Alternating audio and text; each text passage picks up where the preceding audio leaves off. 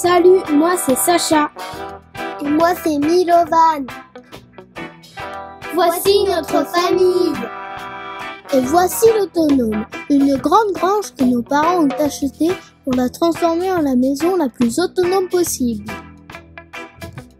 C'est parti pour l'aventure!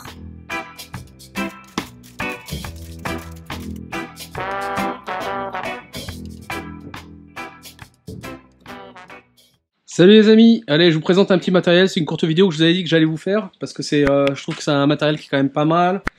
Vous savez, quand il y a eu la période de sécheresse, nous qui avons un puits, il fallait que j'aille régulièrement voir le niveau et c'est vrai que c'était assez pénible. Je me suis dit, est-ce qu'il n'existe pas un capteur qui me permet en fait de pouvoir le voir directement de chez moi. Donc j'ai trouvé ce capteur, donc c'est pas un placement de produit, hein, je tenais à le dire, hein, je l'ai acheté avec mes sous et voilà. Donc c'est un truc made in China, forcément, hein, de toute façon tout vient de Chine. Donc en fait ce système permet avec un capteur que vous mettez sur votre cuve ou sur votre puits, de voir en fait le niveau de votre puits en temps réel. Voilà. Donc il n'y a pas que ça, vous pouvez mettre aussi des alarmes, donc niveau bas, niveau haut. Vous pouvez, vous voyez la température aussi de la cuve, ça peut être bien pour, je pense, éventuellement par exemple des gens qui ont du vin, des choses comme ça, hein, parce que c'est pas fait que pour de l'eau, c'est fait pour tout type de réservoir. Voilà, donc l'avantage de ce petit système, hein, regardez, hop, moi je vois en temps réel, c'est que la portée de ce matériel entre le récepteur et entre ce récepteur-là et le capteur, elle est de 100 mètres. Donc ça, déjà, ça c'est intéressant. Il n'y a pas besoin de passer des câbles. Tout se passe directement par un petit réseau Wi-Fi. La portée, ouais, elle est assez importante. Ça vous permet aussi ça permet pour des cuves qui vont aller jusqu'à 15 mètres de profondeur, d'accord? Donc je vous montre, voilà, regardez comment c'est. Hein, là on voit carrément le niveau et tout ça. Alors pour le réglage se fait, il est assez simple, hein, parce que c'est pareil, toute la documentation est en anglais, avec un anglais très mal traduit, voilà, comme d'habitude quoi. Ouais, donc voilà, je vous montre pour les réglages. Alors je sais pas si vous voyez grand chose. Ok, allez.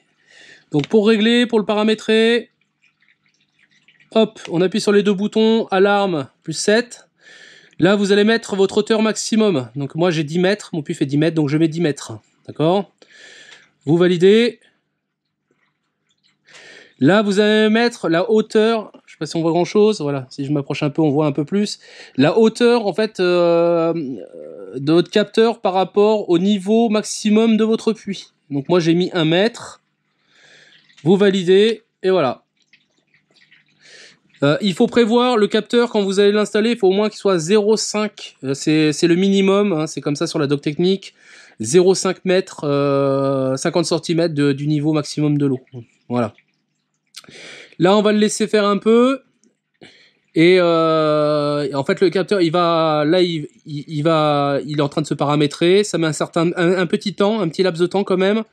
Et après, ça marche très bien. Bon, là on arrive, c'est à peu près au bout de 2 minutes. Au bout de 2 minutes, il s'est calibré. Voilà. Donc, comme ça fait un mois à peu près qu'on l'utilise. Vous voyez, regardez, mon niveau est au maximum, mais il y a une petite différence, un petit paramètre. Il faudrait peut-être que j'ajuste sur les paramètres, vous savez, la hauteur du capteur. Il faudrait que je reprenne la mesure. Vous avez la possibilité, comme je vous ai dit, aussi de mettre des alarmes. Donc l'alarme haute et une alarme basse, c'est-à-dire que ça se met à sonner quand vous êtes vraiment en fin de cuve. Donc ça c'est quand même pas mal, c'est un système qui est quand même assez sympa je trouve. Vous avez la température, alors ici c'est la température en fait, tant que c'est la température du réservoir. Nous on l'utilise surtout pour voir la température extérieure quand on est dans la maison de mobil-home quoi.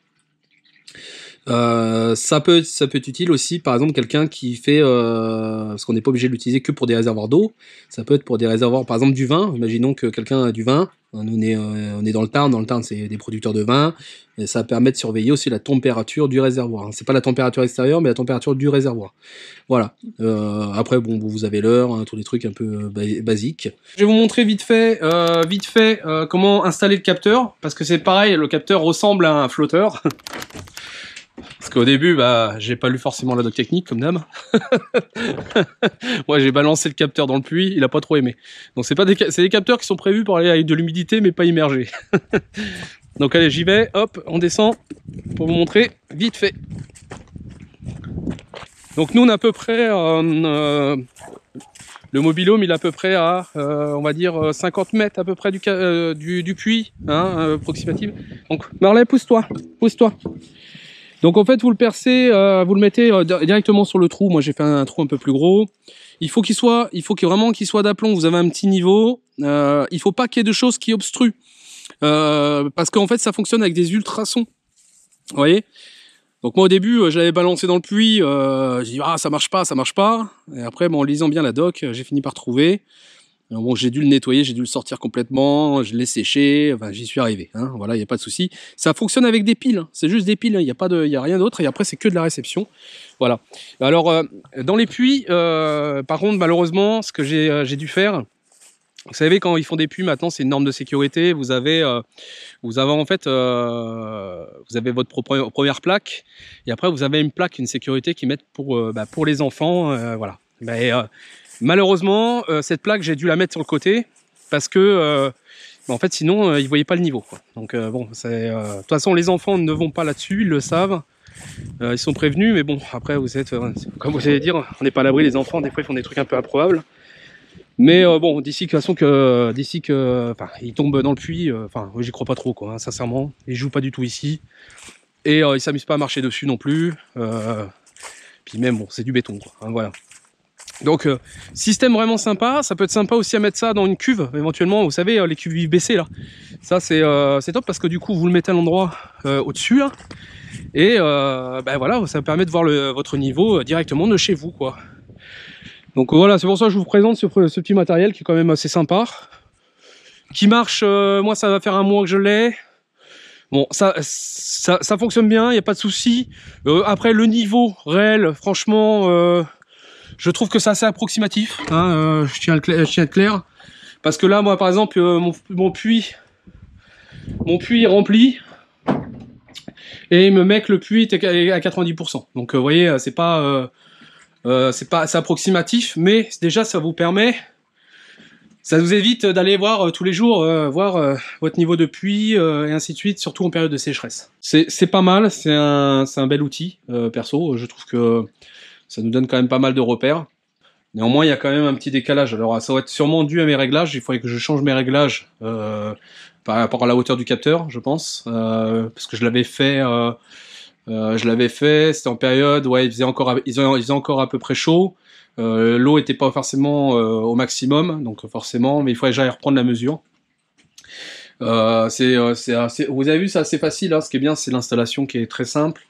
On n'a pas besoin de tirer des câbles, ça fonctionne avec des piles. Les piles sont valables pendant 6 mois, donc ça marche. C'est quand même pas mal, quoi. C'est un bel outil pour moi. C'est pour ça que je voulais vous le présenter. Je vous remonte un peu. Voilà, c'est le alors ça s'appelle TS-FT02.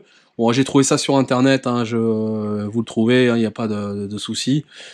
Vous tapez ça sur internet et vous allez trouver, il y a plein de revendeurs, hein, des gros revendeurs, comme vous connaissez très bien. Et voilà, ça c'est un truc qui est utile pour moi. Voilà. Bon, si vous avez aimé la vidéo, faut pas hésiter à liker comme d'habitude, on partage. Et puis je vous dis à bientôt les amis, allez ciao!